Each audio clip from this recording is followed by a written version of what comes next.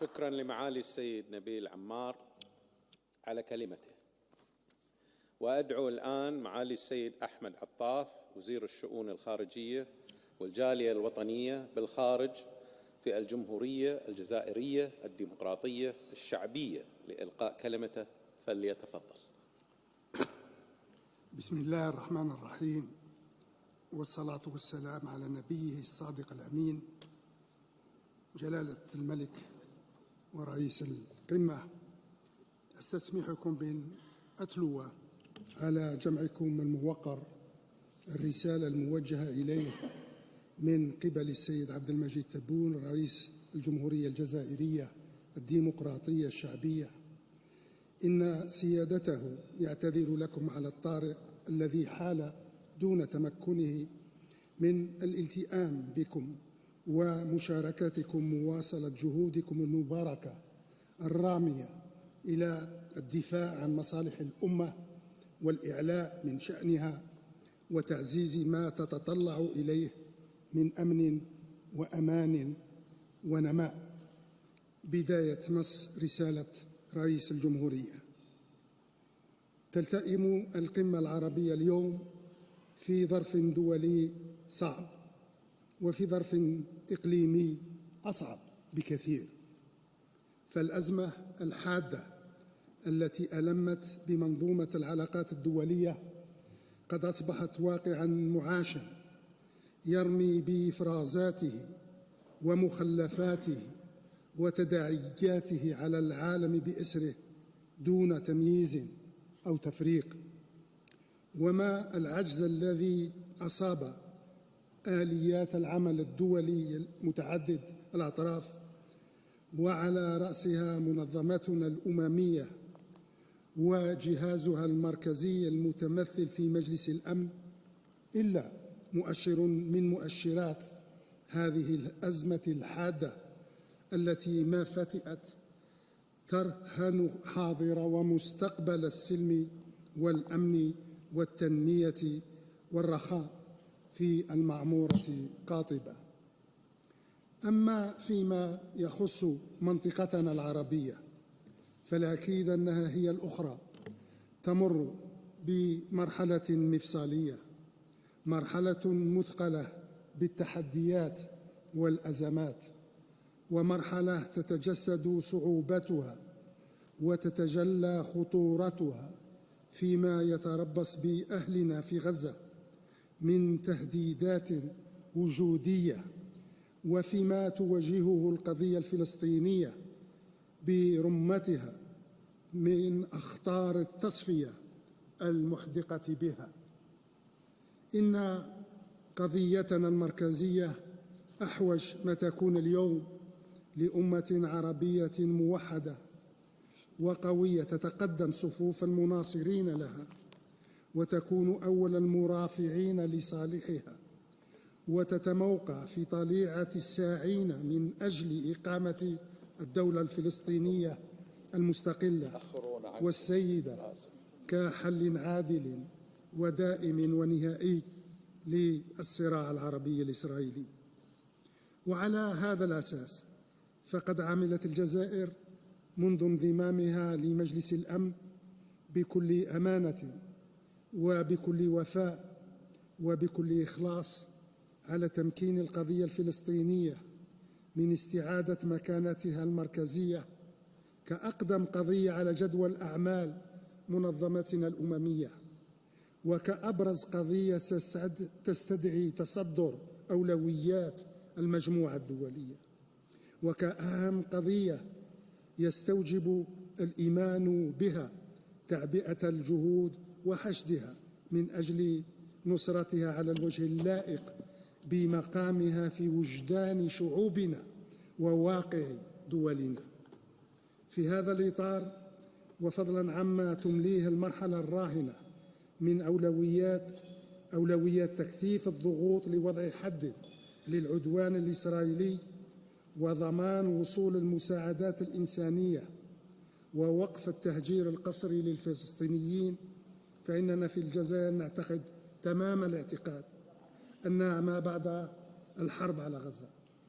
ينبغي أن يكون مغايرا هو مختلفا تمام الاختلاف عما قبلها،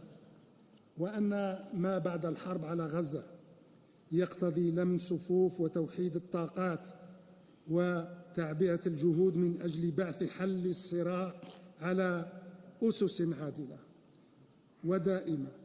ونهائية طبقا لما التفت حوله المجموعة الدولية من مراجع وضوابط وشرعية ثابتة، وأن ما بعد الحرب على غزة يجب أن يفضي لا محالة إلى إنجاز المشروع الوطني الفلسطيني المتمثل في قيام دولة فلسطينية مستقلة وسيدة دون أي قيود أو شروط أو معوقات. ومن هذا المنظور فإننا نرحب أيما ترحيب بالزخم المتزايد للاعترافات الرسمية بدولة فلسطين وبالدعم المتعاظم الذي يحظى به مشروع عضويتها الكاملة بمنظمة الأمم المتحدة. إن القرار التاريخي الذي اعتمدته الجمعية العامة لمنظمتنا الأممية بهذا الخصوص منذ أيام قلائل لا يجسد في مضمونه وفي مراميه حقيقة تاريخية، وهي الحقيقة الدامغة التي أدركتها أخيراً المجموعة الدولية برمتها. فجوهر الصراع الفلسطيني الإسرائيلي يكمن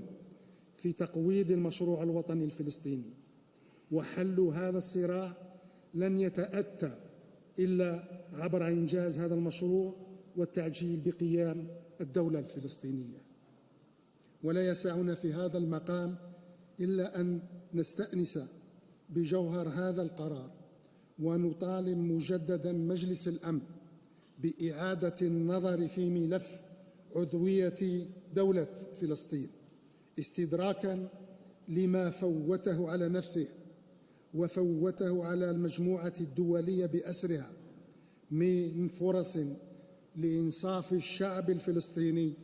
وإحقاق حقوقه. أصحاب الجلالة والفخامة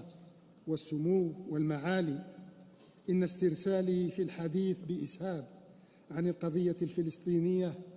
لا يحجب على خلدنا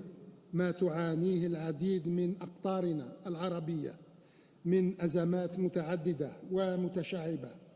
ذات أبعاد أمنية وسياسية واقتصادية واجتماعية. فالأوضاع في السودان الشقيق وفي ليبيا الشقيقة وفي اليمن الشقيق وفي باقي ربوع الوطن العربي المحرومة من نعمة الأمن والاستقرار بحاجة هي الأخرى إلى دور عربي بارز يسهم في إطفاء فتيل الفتنة بين أبناء الوطن الواحد، ويدرأ عنهم ما يتربص بهم من تهديدات وأخطار جراء التدخلات الخارجية التي تزداد توسعاً وحدة وشراسة. إن نجاعة العمل العربي المشترك وفاعليته في هذا الظرف بالذات وما يتسم به من تحديات جسيمة تعيد إلى واجهة الأولويات ملف إصلاح جامعة الدول العربية وتقويم أساليب عملها، إصلاح يتقوى الإحساس بضرورته، وإصلاح باتت تتوسع رقعة المطالبة به، وإصلاح أضحت مواطنه تتضح للجميع. فالإصلاح يفرض نفسه أولاً لتدارك ما فاتنا من جهود ومساعي في مواجهة التحديات الراهنة، والإصلاح يفرض نفسه ثانياً لتوحيد صفوفنا ورصها أكثر في الدفاع عن مصالحنا المشتركة وقضايانا المركزية، والإصلاح يفرض نفسه ثالثاً وأخيراً لإعادة الاعتبار للعمل العربي المشترك واستعادة عافية الوطن العربي واسترجاع موقعه كفاعل دولي مؤثر في مجريات الأمور على الساحة العالمية. انتهى نص الرسالة الرئاسية، والسلام عليكم ورحمة الله تعالى وبركاته.